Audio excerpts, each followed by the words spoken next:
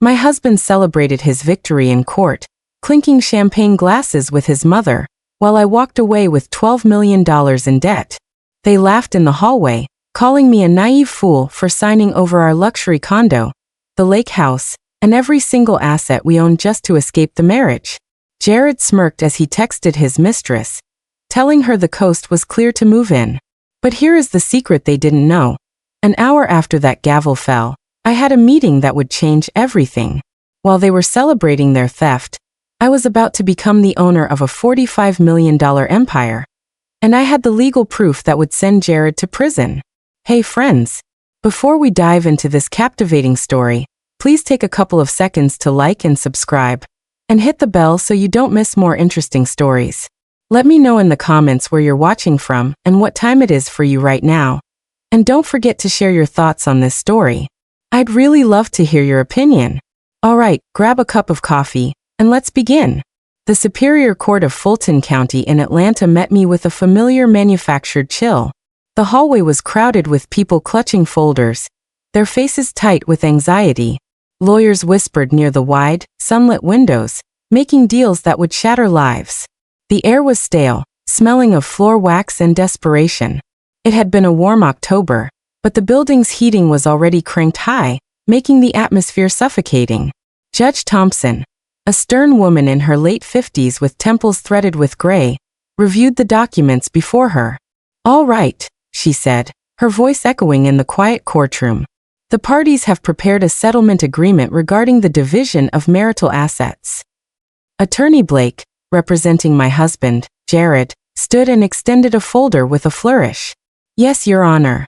My client, Ms. Ava Hayes, agrees to transfer all jointly acquired assets to her spouse. In exchange, she takes on the full obligation for the credit card and personal loans established in her name during the marriage." Judge Thompson frowned, peering over her glasses at me. "That is a highly unusual condition. Ms. Hayes, do you understand that you are voluntarily assuming substantial debt obligations while surrendering the tangible assets?" I stood up. My back was straight, my hands clasped tightly to stop them from shaking. "I do, Your Honor. It is my decision." "The total sum of credit obligations is $12 million, my attorney added quietly. Across the room, Jared smirked. I saw him mouth the word idiot to his mother, Victoria, who was sitting in the gallery. They thought I was breaking under the pressure. They thought I was a teacher who couldn't do math. "Very well," the judge said, signing the papers with a heavy stroke of her pen. "Settlement approved. The decision will take effect in 30 days. Jared left first, practically running out of the courtroom. He immediately pulled out his phone, typing a message as he walked. "It's done. Condo, lake house, all mine." The fool took the debt.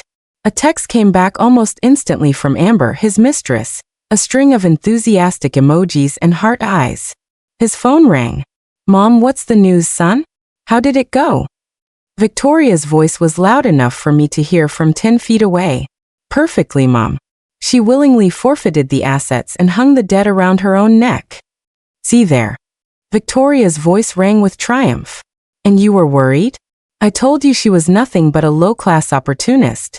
She went after your money, and when it came down to it, she folded. You did the right thing, Jared." I was the last to walk out. A fine, cool, misting rain fell outside, matching the numbness inside me. I pulled out my phone and sent a prepared message to a number I had saved only yesterday. Document signed. Meeting tomorrow at 10 a.m. The cafe overlooking the Chattahoochee River was almost empty the next morning. It was a weekday mid-morning, the time when most people were at work. I ordered tea and took a seat by the window, watching the gray water flow. Precisely at 10 a.m., a man in a dark suit appeared. "Good morning. I'm Mr. Elias Stone, the notary public." He sat across from me and pulled out a stack of documents from a leather briefcase. "Ms. Ava Hayes, a reminder. You assumed the rights to the inheritance 5 months ago, per the terms of the trust." I nodded. "All the assets of your late father, the Health Plus chain of wellness stores, are now completely transferred to you. There is only the matter of the letter remaining. Andrew asked me to deliver this personally." The envelope was thick, cream-colored, sealed with red wax. My hands trembled as I broke the seal and unfolded the pages. Ava, my daughter, it read in my father's familiar, scrawling handwriting. If you are reading this, I am already gone. Forgive me for not being able to protect you while I was alive. Your husband came to me 3 years ago. I had some old issues with the IRS. You know how things were back in the 90s. He somehow found out and threatened to leak the information if I interfered with your marriage. His mother had a hand in it too. Victoria compiled an entire file on you, calling and threatening you. She said you were a gold digger, that you were unworthy of her precious son. I panicked, but I spent all this time gathering information on him. I know about the mistress.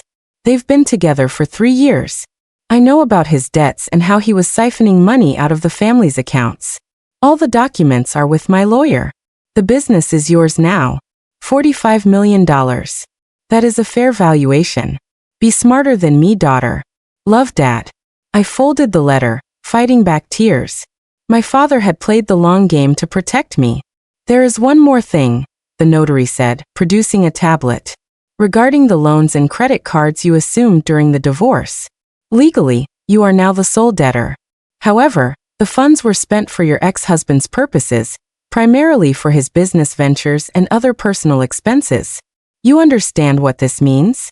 With your new financial capabilities, recovering those funds will be highly achievable.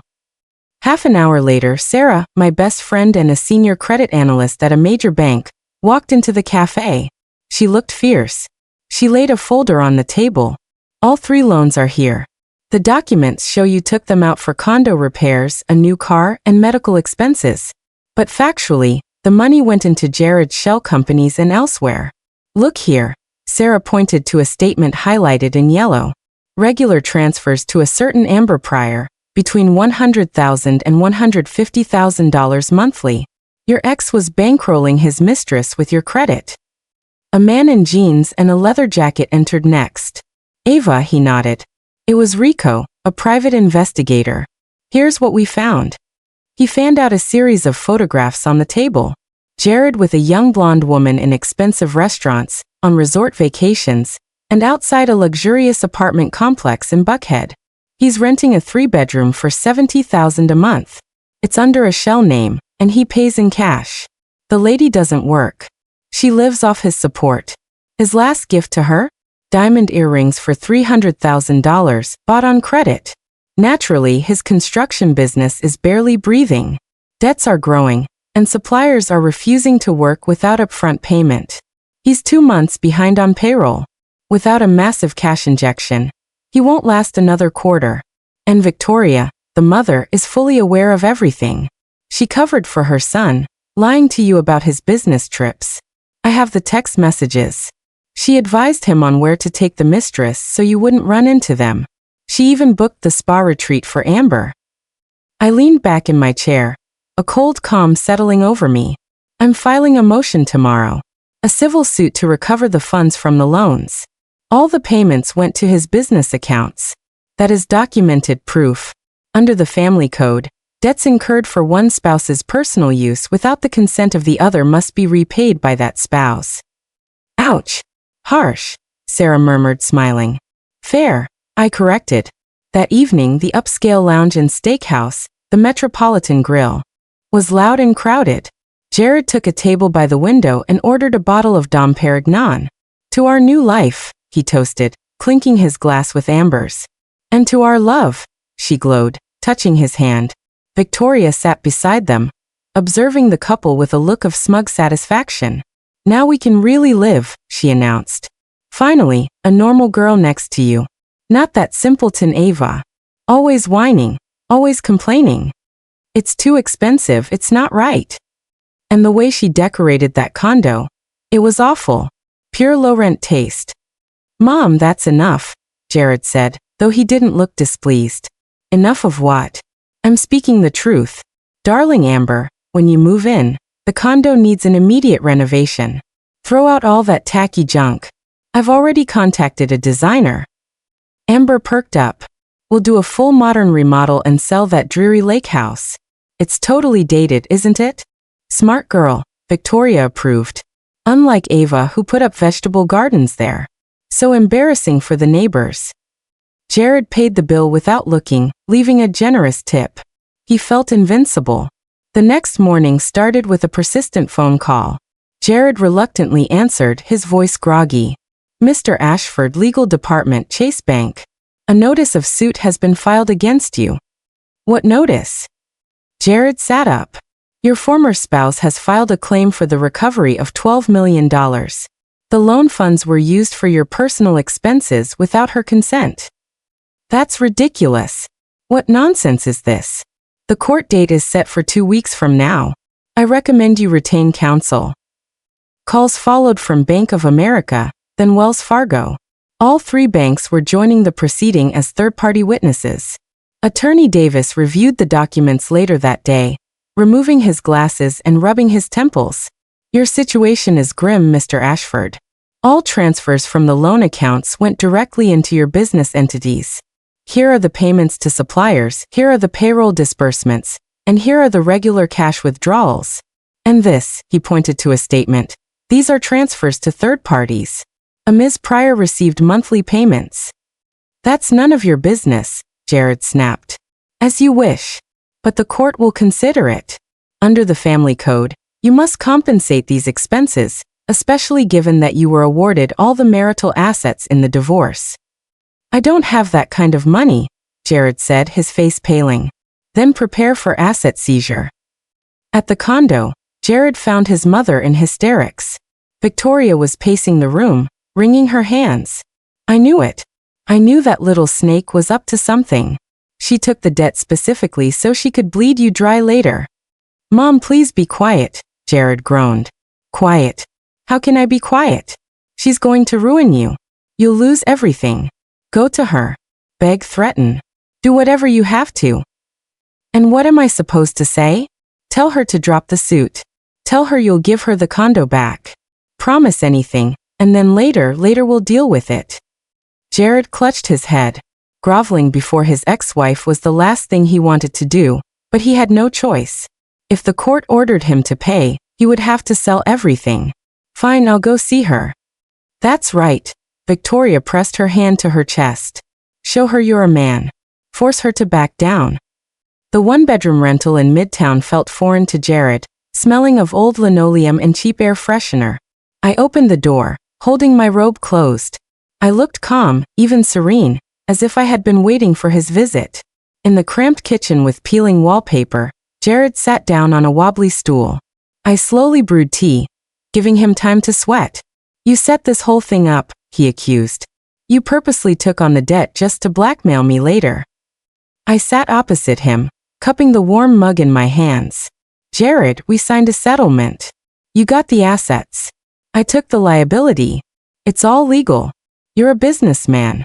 You should have read the documents carefully. You tricked me. Remember when I asked you to review the papers and you just waved me off? Why bother? Your lawyer said he'd handle it. Speaking of which, how's Attorney Davis? Does he still consider himself a genius? Jared ignored the jab. Where did you get the money for high-powered lawyers? A teacher's salary doesn't cover that. That is not your concern, I said coolly. But the fact that you used loans in my name to support your mistress is a very interesting topic for the court. $12 million, just so you know. His face contorted. He stood so abruptly the stool crashed over. You. He stepped toward me, raising his hand. I snatched up a bread knife from the counter, holding it defensively. Don't even think about it. I'm recording everything. Jared saw the red light blinking on the small voice recorder on the table, and slowly lowered his hand. You've gotten smart, he sneered. Life is an excellent teacher. Now get out. And pass this message to your mother. If she calls again with threats, I will file a police report. By the way, I now know how she blackmailed my father and how she covered up your cheating. He backed toward the door, eyes wide. This isn't over. Agreed, I said. It's only the beginning. That evening, Victoria launched a phone assault. I put the call on speaker and calmly washed dishes, listening to my former mother-in-law's tone shift from syrupy pleading to outright threats. Sweetie, darling, let's resolve this amicably. We were family. Were. I emphasized. I know you're hurt, but think about me. I'm an elderly woman. Where am I supposed to go? Ms. Ashford, you own a condo in Tampa. And your sister, Yvonne, lives nearby. Don't exaggerate your troubles. A pause. Then Victoria's voice turned shrill. You low-class gutter snipe. I'll crush you. I have connections everywhere. Everywhere. I smiled. Even at the IRS? It will be fascinating for them to find out how you helped your son siphon money. Oh, I hope you rot in hell. She screamed and hung up. I pressed save recording and blocked the number. Meanwhile, Amber packed with the efficiency of an eviction crew. In the bedroom of the upscale Buckhead apartment, she systematically folded 3 years' worth of gifts into a suitcase. Dresses, jewelry, cosmetics. Amber, wait. Jared pleaded, standing in the doorway. These are just temporary difficulties. She turned, and Jared finally saw the cold calculation in her eyes. Temporary? You lied for 3 years, pretending to be a successful businessman when you were living off your wife's credit. You know what the funniest part is? I suspected. But I thought you'd divorce her, marry me, and everything would be fine. Victoria materialized in the doorway, her face distorted with panic. Amber, honey, don't leave. Jared will fix everything. We love you like family. Love doesn't pay the bills. Amber snapped the suitcase shut. By the way, your precious condo will soon be seized for debt.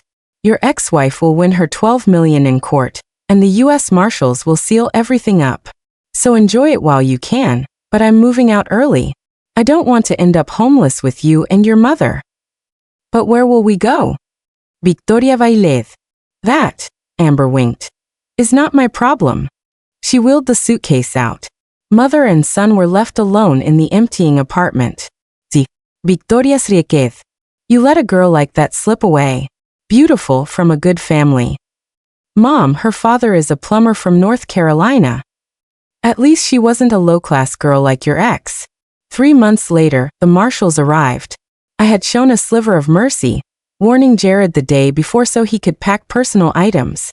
2 burly men and a thin woman with a folder inventoried the assets. Victoria tried to save something. This is my china set, a gift for my anniversary. Do you have documentation? The woman asked dryly. Documentation for a gift? Then we inventory it. By evening, the condo resembled a theater set after the final performance. Bare walls, marks where pictures had hung. Jared sat on the floor in the foyer. Victoria ranted. Look what you've done to me. Now I have to go live with Yvonne. She hates me. Attempts to sell Jared's business resembled an absurd comedy. Prospective buyers came to the empty office, flipped through the documents, and refused. This isn't a business.